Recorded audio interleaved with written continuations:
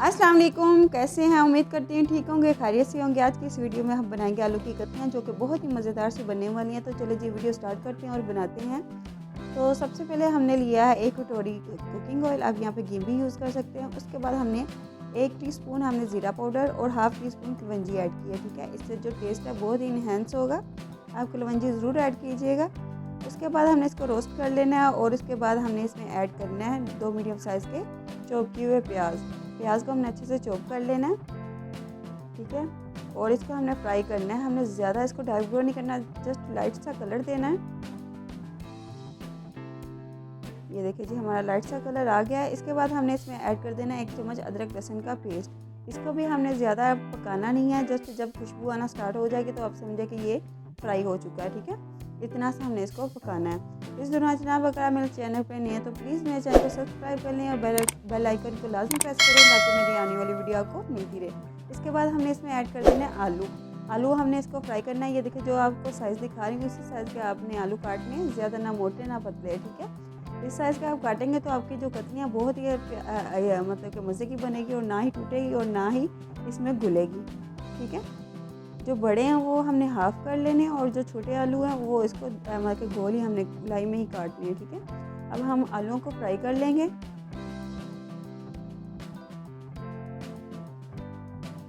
जो आलूओं का कच्चापन है वो दूर करना है, हमने ज़्यादा इसको फ्राई नहीं करना, जस्ट कच्चापन इसका दूर करना है।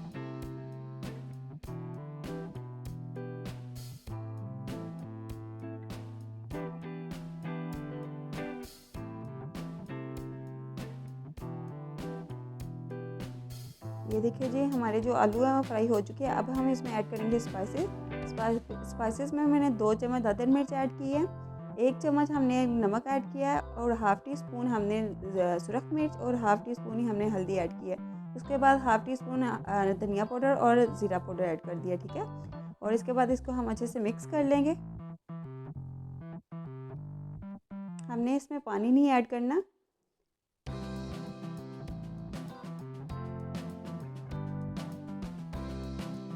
ये देखिए ये अच्छे से मिक्स हो चुके हैं। अब हम इसमें ऐड करेंगे टमाटर का पेस्ट।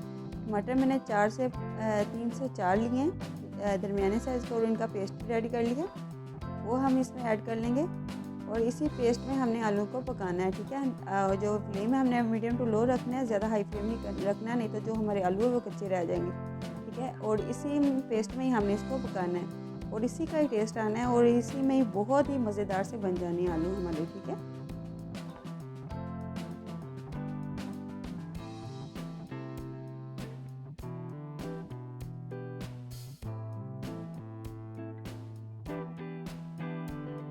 ये देखिए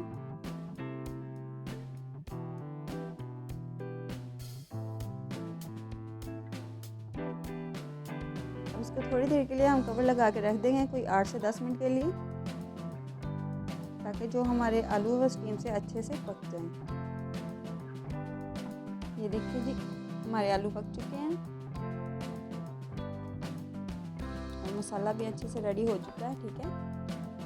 तो अब हम इसमें ऐड करेंगे थोड़ा सा गरम मसाला, कि हाफ़ टी स्पून के करीब हमने इसमें गरम मसाला ऐड करना है और इसको मिक्स कर लेंगे।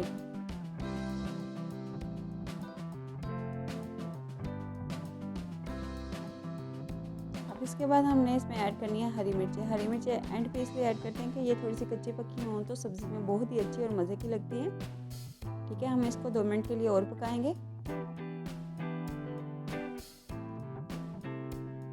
अब इसमें ऐड कर लेंगे हरा धनिया और थोड़ी देर के लिए इसको कवर लगा के हम रख देंगे।